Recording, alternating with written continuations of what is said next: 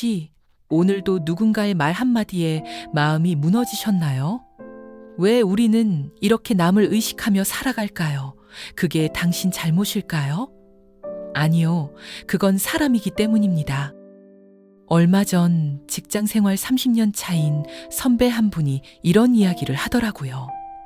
승진 같은 건 별로 신경 안 쓰고 살았어. 근데 내 후배가 먼저 팀장이 됐다니까 갑자기 내가 별것 아닌 사람처럼 느껴지더라.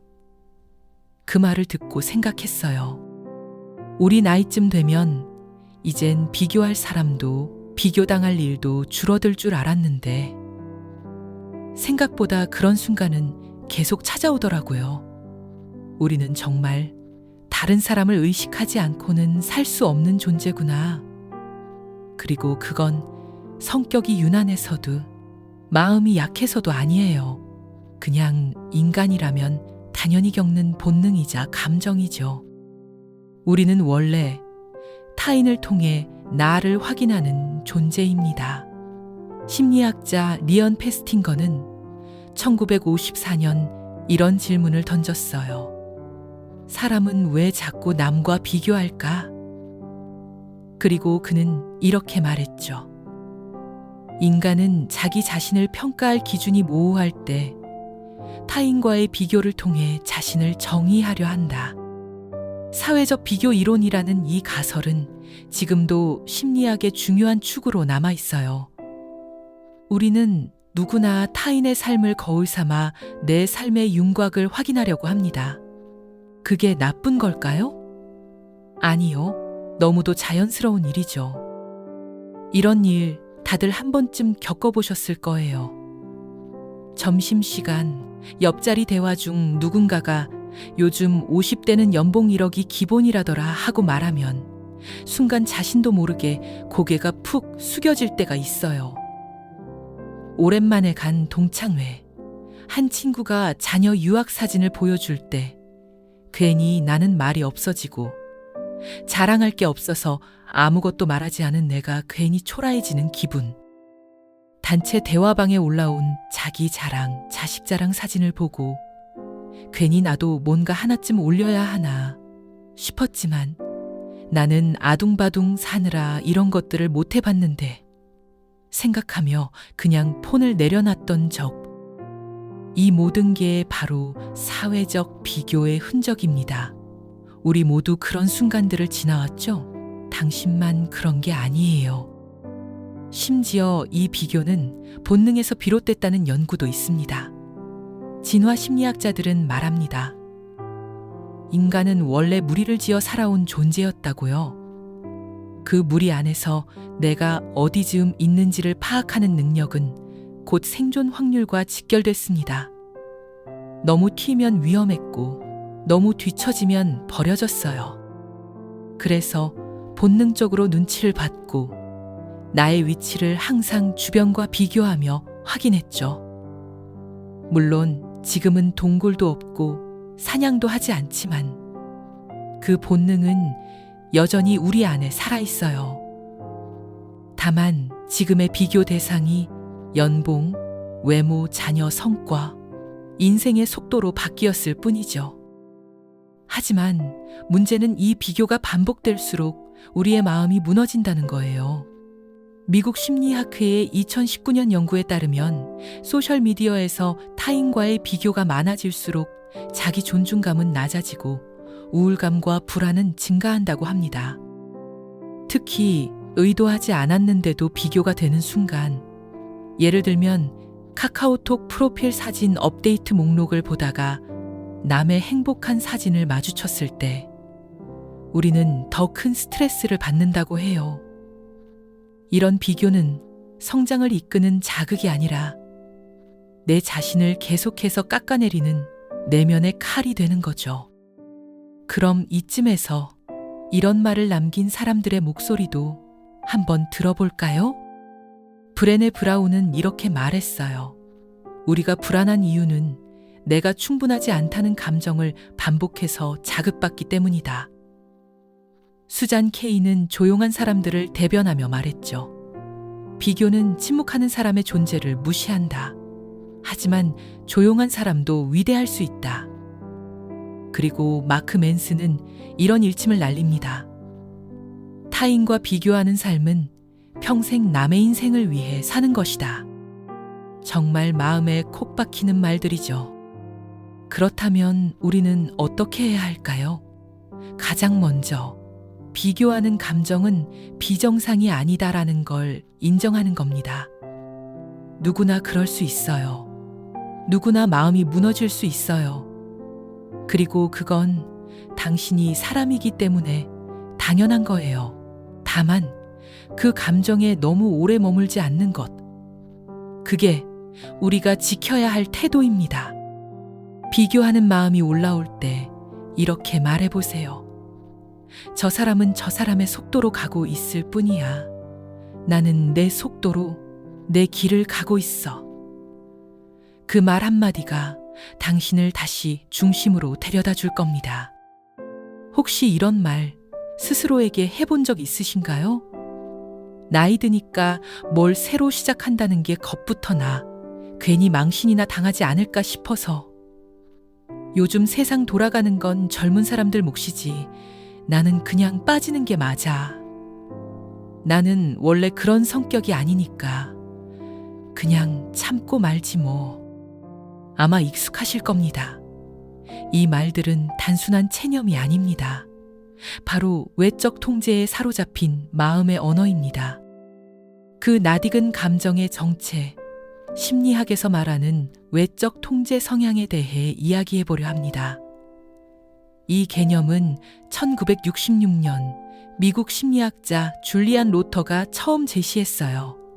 그는 사람마다 인생을 바라보는 통제의 중심이 다르다고 봤습니다.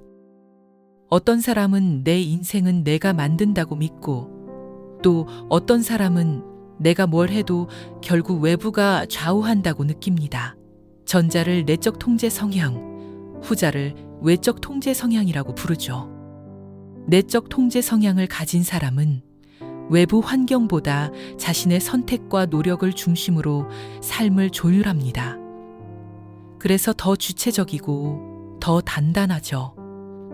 반면 외적 통제 성향이 높은 사람은 인생의 결과를 자신의 노력보다 운이나 타인의 평가, 사회 분위기 등 외부 요소로 돌리는 경향이 있습니다. 실생활에서 자주 마주치는 모습이죠.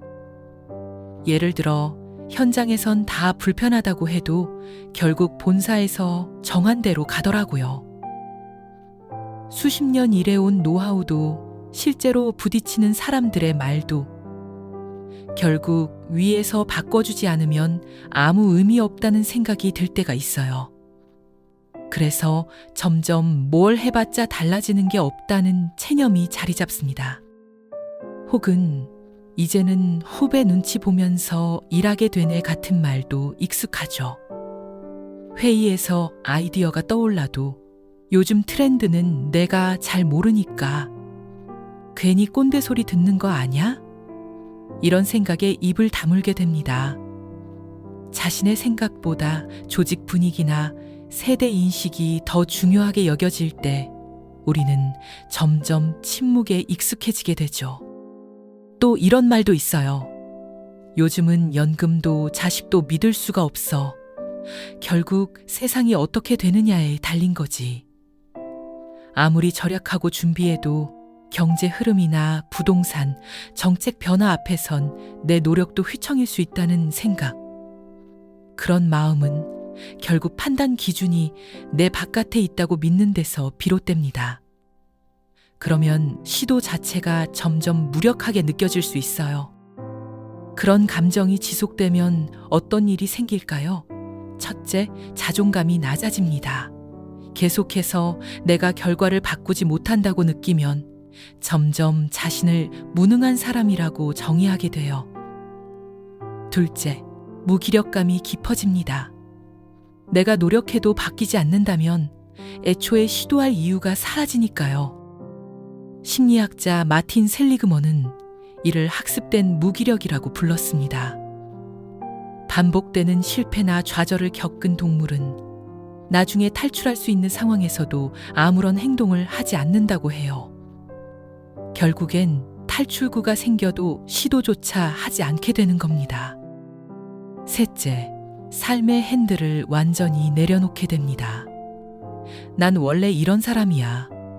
이 나이에 뭘 해? 나는 그냥 이런 대접받는 인생인가 보다. 이렇게 자기 인생을 운명처럼 받아들이는 거죠. 실제로 미국 심리학회가 2011년 발표한 보고서에 따르면 외적 통제 성향이 높은 사람일수록 스트레스에 취약하고 우울증이나 불안장애의 위험도 높아진다고 합니다. 반면 내적 통제 성향이 높은 사람은 자기 행동이 결과에 영향을 줄 수 있다고 믿기 때문에 회복 탄력성과 자존감이 모두 높은 경향을 보였어요. 이 이야기는 심리학자뿐만 아니라 여러 저자들도 강조한 적 있습니다. 브레네 브라운은 담대한 여정에서 이렇게 말했습니다. 우리가 진짜 원하는 건 통제가 아니라 명확성이다. 그런데 우리는 통제 불가능한 것들을 줄여다 결국 삶을 잃는다. 에리 프롬 역시 자유로부터의 도피에서 이렇게 말했죠. 타인의 기대 속에서 살면 우리는 스스로를 바라볼 눈을 잃는다. 그러니 이쯤에서 꼭 말씀드리고 싶은 게 있어요. 당신은 원래 그런 사람이 아닙니다. 나는 원래 의견을 자유롭게 표현하지 못하는 사람이야. 나는 원래 무기력한 사람이야. 그런 말들은 사실 외적 통제 성향에 너무 오래 익숙해진 결과일 뿐입니다. 당신 안에는 선택할 수 있는 힘이 있습니다. 다만 그 힘을 오랫동안 남의 기준에 맞춰 포기해왔던 것 뿐이에요. 그래서 오늘 조용히 한 가지를 묻고 싶습니다. 지금 당신 삶의 핸들은 누구 손에 있나요? 혹시 그게 상사의 눈치, 가족의 기대, 사회의 기준 혹은 세상의 평가에 가 있지는 않나요? 괜찮아요. 누구나 그런 적 있으니까요.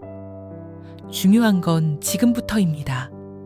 지금이라도 천천히 그 방향키를 다시 당신 손으로 가져오세요. 아주 작은 것부터요. 의견을 낼지 말지, 점심을 뭘 먹을지, 주말에 누구를 만날지, 그런 작은 결정 하나하나를 내가 선택한다는 감각. 그게 바로 외적 통제에서 벗어나 나 중심의 삶으로 돌아오는 첫 번째 연습이 될 겁니다. 그리고 그렇게 삶의 중심이 조금씩 다시 당신에게로 옮겨올 때 비로소 마음이 말합니다. 아, 나는 할 수 있구나. 그 작고 선명한 깨달음이 오늘 당신 안에도 머물기를 바랍니다. 이 말, 오늘 자기 전에 한 번 더 떠올려 보세요. 나는 할 수 있어. 지금 내 삶은 내 손에 있어. 그리고 그 문장이 당신 하루의 끝을 조금 더 따뜻하게 감싸주기를 바랍니다. 오늘 하루 수고 많으셨어요. 듣기만 해도 지혜가 쌓이는 이야기. 중년의 탈무드에서 내일도 기다릴게요.